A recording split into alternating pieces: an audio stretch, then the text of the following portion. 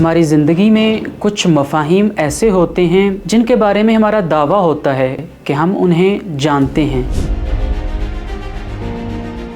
در حالانکہ کے بارے میں ہماری حقیقی شناخت ناکافی ہوتی ہے۔ ان مفاہیم میں سے ایک مفہوم شخصیت ہے۔ شخصیت ایک ایسا مفہوم ہے جس کے بارے میں ہم یہ کہتے ہیں کہ ہمیں معلوم ہے کہ شخصیت سے کیا مراد ہے۔ مثلا اگر پوچھا جائے کہ بھائی تمہارے نزدیک شخصیت یعنی کیا؟